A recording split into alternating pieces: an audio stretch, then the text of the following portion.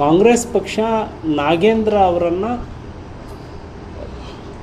ರಕ್ಷಣೆ ಮಾಡಿಕೊಳ್ಳುವಲ್ಲಿ ಮುಂದೆ ನಿಂತಿದೆ. ಆ ಮೂಲಕ ಏನು ಸಂದೇಶ ಕೊಡ್ತಾ ಇದೆ ಕಾಂಗ್ರೆಸ್? ವಾಲ್ಮೀಕಿ ಸಮುದಾಯಕ್ಕೆ ಇದರಿಂದ ಸಂದೇಶ ಏನು ಹೋಗ್ತಾ ಇದೆ? ಮೀಸಲಿಟ್ಟ ಹಣ ಯಾರಿಗಾಗಿ? ಇದು ಬಹಳ ಮುಖ್ಯ ವಿಷಯ. 187 ಕೋಟಿ ಮೀಸಲಿಟ್ಟಿದ್ದು ಪರಿಶಿಷ್ಟ ಪಂಗಡದ ಅತ್ಯಂತ ಬಡವರಿಗೆ, ಅತ್ಯಂತ ಕಷ್ಟದಲ್ಲಿರುವಂತಹ ಮಹಿಳೆಯರಿಗೆ, ಪರಿಶಿಷ್ಟ ಪಂಗಡದ ಪ್ರತಿಭಾವಂತ ವಿದ್ಯಾರ್ಥಿಗಳಿಗೆ ಇದು ಮೀಸಲಿಟ್ಟಿದ್ದು. ಒಬ್ಬ ವಿದ್ಯಾರ್ಥಿಗೆ ತಲುಪಬೇಕಾದಂತಹ ಒಂದು ಲ್ಯಾಪ್ಟಾಪ್ ತಲುಪಲಿಲ್ಲ ಅಂತ ಹೇಳಿದ್ರೆ ಒಬ್ಬ ಪರಿಶಿಷ್ಟ ಪಂಗಡದ ವಿದ್ಯಾರ್ಥಿಯ ಭವಿಷ್ಯ ಹಾಳಾಯಿತು.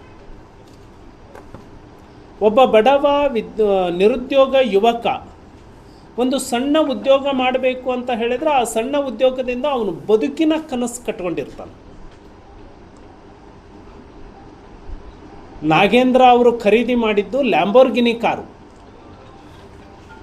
ನಾಗೇಂದ್ರ ಅವರು ಖರೀದಿ ಮಾಡಿದ್ದು ಕೆಜಿಗಟ್ಟಲೆ ಚಿನ್ನ. ನಿಗಮದ ಹಣ ಬಳಕೆ ಆಗಿದ್ದು ಇಡಿ ಅವರು ಸಲ್ಲಿಸಿರುವಂತಹ ಚಾರ್ಜ್ ಶೀಟ್ನಲ್ಲಿ ಮೆನ್ಷನ್ ಆಗಿರುವಂಥದ್ದು. ಈ ಹಣವನ್ನು ಅವರ ಹೆಂಡತಿ ಮಕ್ಕಳು ಉಜ್ಜಯಿನಿ ದೇವಸ್ಥಾನಕ್ಕೆ ದರ್ಶನಕ್ಕೆ ಹೋಗೋದಕ್ಕೆ ಈ ಹಣ ಬಳಕೆ ಆಗಿದೆ. ಅಂದರೆ ಅವರ ಹೆಂಡತಿ ಮಕ್ಕಳ ಪಿಕ್ನಿಕ್ ಟೂರಿಗೆ ಈ ಹಣ ಬಳಕೆ ಆಗಿದೆ. ನಮ್ಮ ಆಕ್ರೋಶ ಇರುವಂಥದ್ದು ನಿಮ್ಮ ಈ ಐಷಾರಾಮಿಗೋಸ್ಕರ ಬಲಿ ಕೊಟ್ಟಿದ್ದು ಯಾರನ್ನ? ಪರಿಶಿಷ್ಟ ಪಂಗಡದ ಬದುಕನ್ನು ಸಮಾಧಿ ಮಾಡಿ ನೀವು ಐಷಾರಾಮಿ ಜೀವನಕ್ಕೆ ಇದನ್ನು ಬಳಸ್ಕೊಂಡಿದ್ದೀರಿ, ನಿಮ್ಮ ಎಲೆಕ್ಷನ್ಗೆ ಬಳಸ್ಕೊಂಡಿದ್ದೀರಿ ಮಾಡಿ. ಬಟ್ 187 ಕೋಟಿ ನೀವು ಅದನ್ನು ಸಬ್ಸ್ಟಿಟ್ಯೂಟ್ ಆಗಿ ಕೊಡಬೇಕಿತ್ತಲ್ಲ. ನೀವು ಬೇರೆ ಯೋಜನೆಗಳನ್ನು ನಿಲ್ಲಿಸಿ ಪರಿಶಿಷ್ಟ ಪಂಗಡದವರಿಗೆ ಮೀಸಲಿಟ್ಟ ಹಣವನ್ನು ಅದು ದುರುಪಯೋಗ ಆದರೆ ನಿಮ್ಮ ಖಜಾನೆಯಿಂದ ತೆಗೆದುಕೊಡಬೇಕಿತ್ತು. 1 ರೂಪಾಯಿ ತೆಗೆದುಕೊಡಲಿಲ್ಲ. ಇಲ್ಲಿ ಬಲಿಪಶು ಆದವರು ಯಾರು? ಇದರ ವಿರುದ್ಧ ಸನ್ಮಾನ್ಯ ವಿಜಯೇಂದ್ರ ಅವರು ಪಾದಯಾತ್ರೆಯನ್ನು ಕೈಗೊಳ್ತಾ ಇದ್ದಾರೆ. ಹಾಗಾಗಿ 7% ST ಅವರ ಮೀಸಲಾತಿಯನ್ನು ಉಳಿಸ್ಕೊಳ್ಳುವಲ್ಲಿ ಈ ಸರ್ಕಾರ ಸೋತಿದೆ. ಬರಗಾಲ ಘೋಷಣೆ ಮಾಡಲಿಲ್ಲ, ಅಭಿವೃದ್ಧಿ ಕೆಲಸಗಳು ಆಗ್ತಾ ಇಲ್ಲ, ಬಡವರಿಗೆ ಸಾಮಾಜಿಕ ಭದ್ರತಾ ಯೋಜನೆಗಳು ಜಾರಿಯಲ್ಲಿ ಇಲ್ಲ, ಎಲ್ಲ ಪಿಂಚಣಿಗಳು ನಿಂತಿದ್ದಾವೆ.